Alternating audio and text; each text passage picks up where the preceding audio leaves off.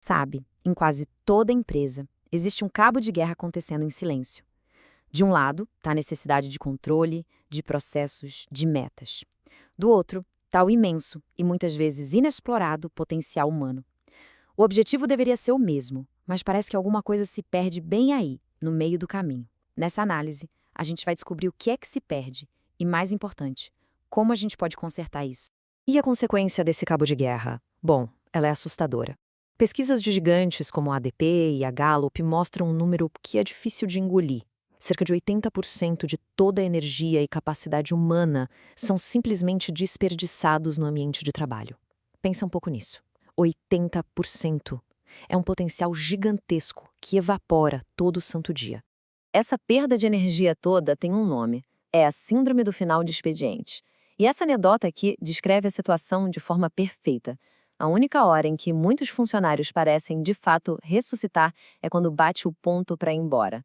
Durante o dia, é como se fossem zumbis corporativos, sabe? Entregando só o mínimo necessário para sobreviver até o fim do turno. Mas por que a gente cria esses zumbis? A resposta, na verdade, não está nos funcionários. Está na própria máquina de gestão. Para entender isso, a gente precisa voltar um pouco no tempo e olhar para as raízes de um modelo que, muitas vezes sem querer, foi projetado para fabricar desengajamento. A raiz do problema está toda nesse contraste aqui.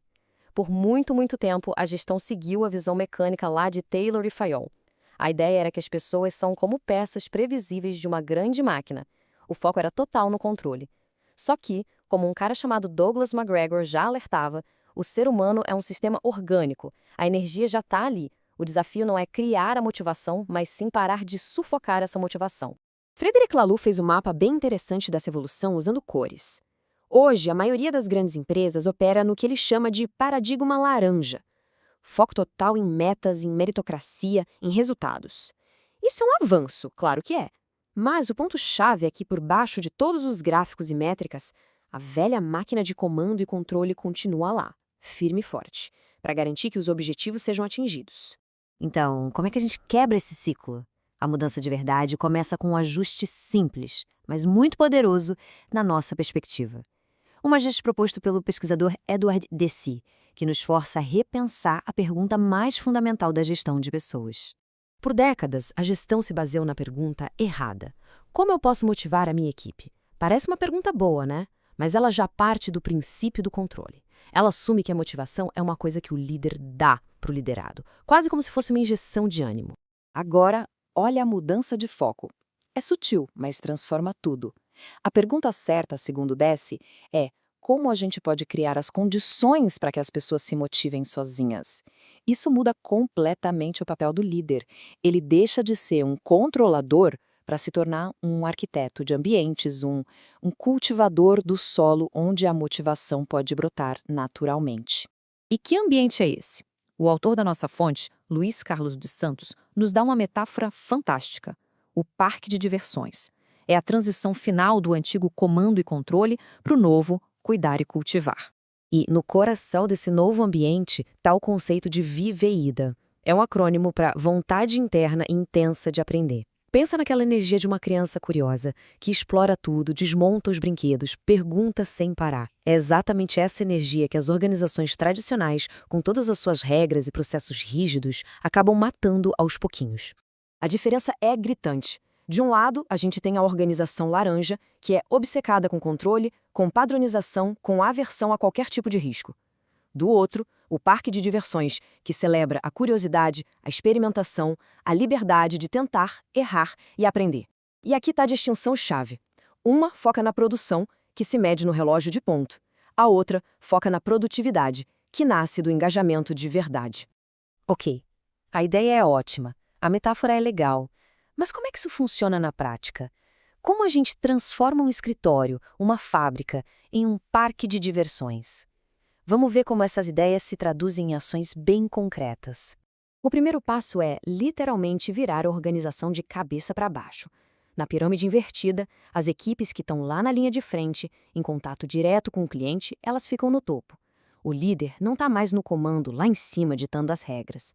Ele está na base, na retaguarda, com a função de dar suporte, de tirar os obstáculos do caminho e de garantir que a equipe tenha tudo o que precisa para brilhar.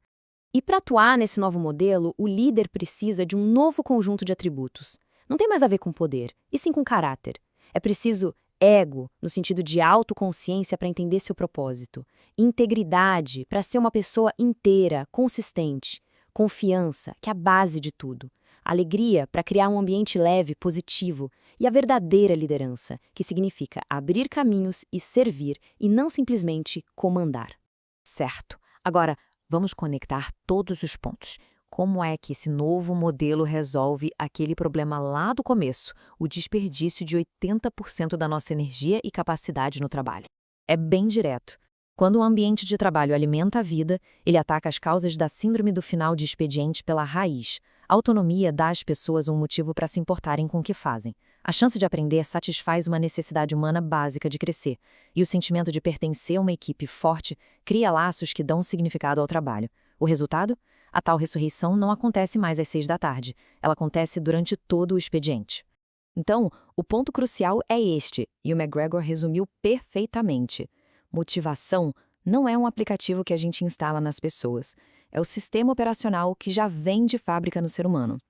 O trabalho de uma grande liderança não é instalar nada, mas sim desinstalar os vírus, o medo, a burocracia, o controle excessivo, que impedem o sistema de funcionar como deveria. E a gente termina com essa reflexão. No mundo cada vez mais focado em dados, em automação, a gente corre o risco de construir organizações ainda mais mecânicas. A questão que fica é, será que, ao fazer isso, a gente não estaria abrindo mão do nosso maior diferencial competitivo, que é a própria essência humana? A vida. Obrigado por acompanhar essa análise.